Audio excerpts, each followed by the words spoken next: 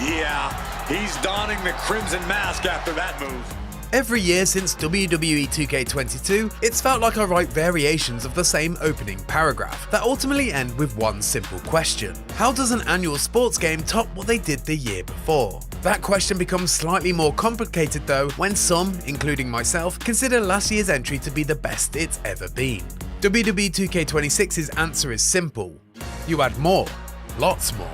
Oh, baby. The heat is on. Check, check, check. There's somewhere now, but you best believe this whole match is gonna be like that.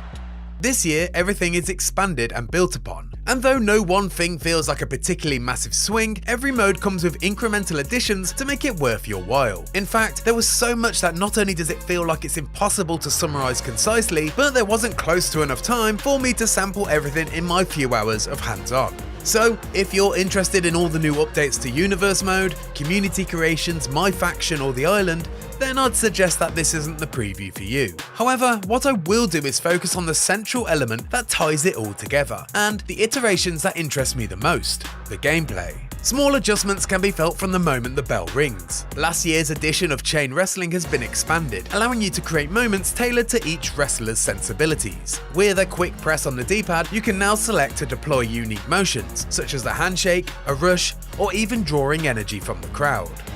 The WWE Undisputed Championship, some call it the ultimate prize, and it's up for grabs here tonight. There's also a more ambiguous approach option, which in turn creates a submenu that allows you to begin trading blows, engage in chain wrestling, or just have an intense stare down. What may appear to be gimmicky actually works surprisingly well, providing more cinematic actions to appropriately begin anything from a friendly rivalry to a blood feud. Previously, my default was always to run and attack, but these starting actions now add an extra sprinkle to the already impressive spectacle simulation. It's not going to change the way you play, but it successfully adds an extra layer of welcome immersion to each match opening. Wait now, did you get a look at that? Just total rejection there. Once the match progresses, things feel very familiar. Match fundamentals work very similar to WWE 2K25, aside from some subtle alterations to the reversal system, which is now more tied to the stamina wheels and barricade combat, which now lets you both climb up and duke it out during a balancing act. I don't know the plan, but it must be dangerous. Most notably for me though, is an update to the collision mechanics, something that feels like it's been neglected for a while now. Previously, discarded weapons lying around the ring served little purpose once they'd left your hands, often blending into the environment as decoration with no further impact on gameplay. But gone are the days of characters clipping through them completely, as in WWE 2K26, dropping a superstar onto steel steps, kendo sticks or steel chairs matters, with what I assume is a damage level increase and a new, realistic reaction animation. Whip Sami Zayn into a cinder block and it will break under his weight. Riptide Bron Breakker onto steel steps and his body will crumble around its shape. Discarded weapons now have added value and contribute another step towards matching the WWE television experience. The standout of these interactive weapons though, and my personal highlight of WWE 2K26, is actually a brand new addition for the series, something that feels like it should have been around forever but finally makes its debut this year. Thumbtacks. Not the thumbtacks. He's taking things too far now. Lift up the ring apron and your weapon wheel will now have a bag of violence ready to deploy. Simply pour the dozens of metal pins onto the mat and you're ready to turn your opponent into a human pincushion. No, onto the thumbtacks. Just decorated with all that sharp and painful glitter now. Death by 1,000 cuts. Man, and it's gonna get worse. Tacks aren't just reserved for finishing moves either. Any slam in the proximity of these nasty spikes will decorate their back, knees and forehead in silver, helping you finally recreate gloriously violent WWE moments like Cactus Jack's face-first descent into a pile of violent objects by a sinister Triple H.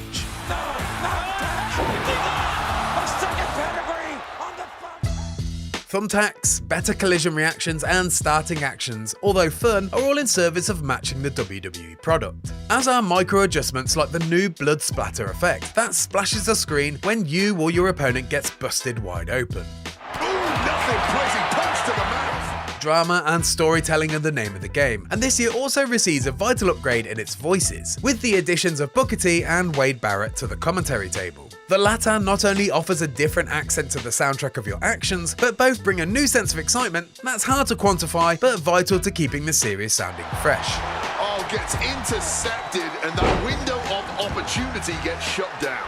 This is ugly. This is bad, man. From playing, it quickly became clear to me the moment-to-moment match action has received a small but welcome improvement to the already successful formula. But just like in real life, a WWE's fans' appetite for chaos is only satiated with new match types, and WWE 2K26, much like last year, lobs 4 more onto the pile. 3 stages of hell, I Quit, Dumpster, and Inferno matches. The Inferno match, which surrounds the ring in a wall of flames, is undoubtedly the most visually impressive addition. Much like its sporadic appearance on WWE over the years, it's certainly a spectacle and a worthwhile inclusion. Although, like last year's Underground edition, it's hard for me to invest too much time into a match type that limits your ability to use every inch of the ring. And it always feels less enjoyable to me to conclude a fight in anything other than a pinfall or submission. Because of this, I didn't spend much time with this fiery new mode, but its addition is a welcome one, even if it's only from a WWE historical perspective. The Dumpster match also helps fill the gap in WWE's legacy. In practice, it's a reskinned version of the Casket and Ambulance brawls, but it's hard to see what they could have done differently from a gameplay perspective. It's also nice for 2K to tick off another match type as developer Visual Concepts slowly but surely works its way through all the crazy concepts that we've seen throughout WWE's history, regardless of their real-world success. Although saying that, I would be surprised if we see a Punjabi prison or Kennel from Hell match anytime soon. Feel free to shop me though, WWE 2K27. A last-ditch grab. We're down to one door, Michael. When it comes to fresh match types though, the most exciting addition for me is the long overdue return of the I Quit match, notably different from the ever-present submission bout, which just limits a decision to a legal tap, rather than the all-out warfare and humiliation that the I Quit match can deliver. Proceedings begin like any other hardcore match, but instead of pinfalls or traditional submissions, the fight will now only end when you or your opponent verbally say I quit into the microphone, with the referee also audibly making requests. Referee doing their one job here, checking to see if we're going. No! Refusing to give up.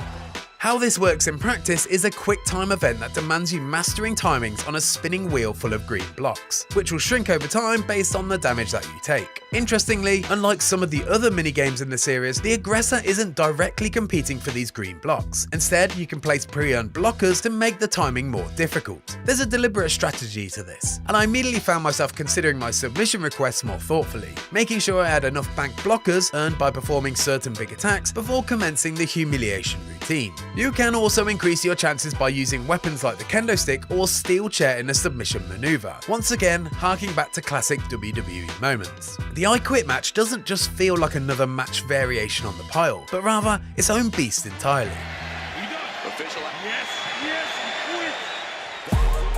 All of this year's adjustments serve the wider presentation of WWE 2K26, and that ever-moving, monolithic WWE dragon that they're always chasing.